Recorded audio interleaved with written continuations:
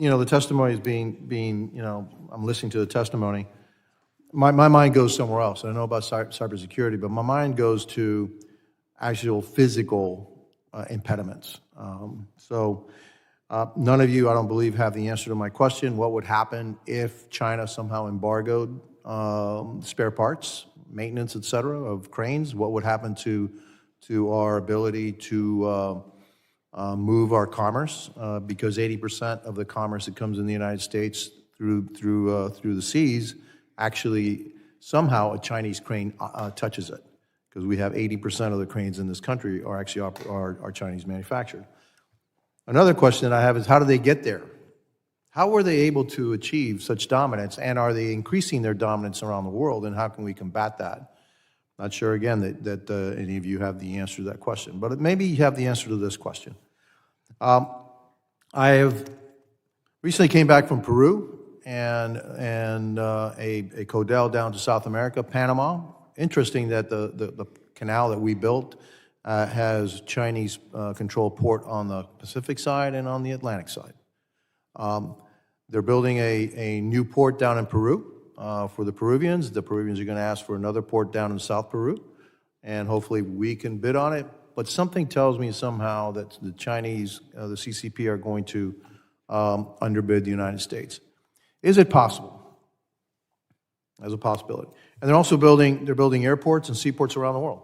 Is it possible that without safeguards, that our trade can actually be disrupted across the world with the dominance of the cranes, not only the cranes, but also the ports, in a nefarious fashion, so that Chinese manufactured goods, et cetera, flow very, very smoothly, but somehow American manufactured goods and trade don't flow quite as smoothly.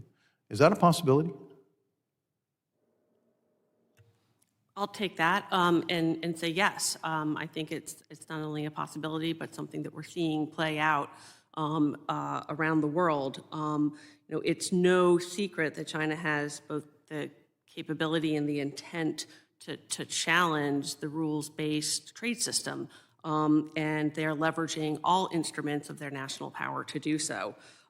They're looking to gain access not only to technology and data, and in particular the vulnerabilities that we're talking about around the cranes today, but engaging in a number of other practices to undercut American workers and businesses. I mean, we're seeing an influx of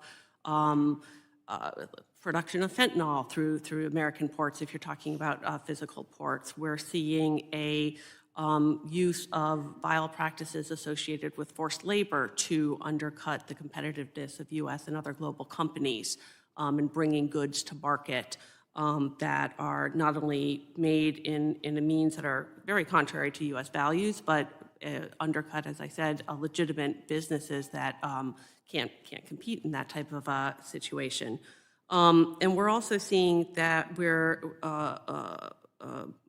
malign economic influences coming in through investments. I spoke that DHS is part of the CFIUS committee, the Committee on Foreign Investment in the United States, and we're taking a very, very close look at investments, particularly in our critical infrastructure sectors.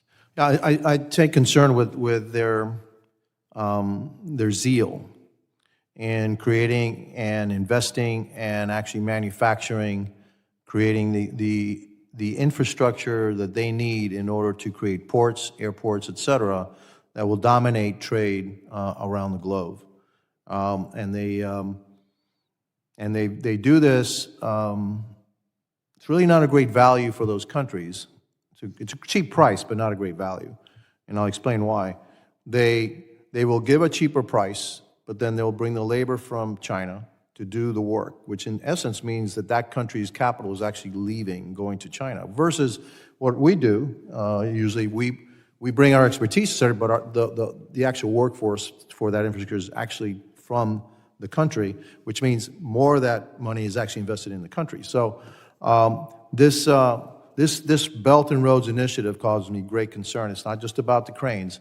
It's about the entire, and they do it in a very holistic fashion, and they're very committed to that. So I share great concerns about that. And so I'll yield now to the ranking member from Michigan, Mr. Thanadar.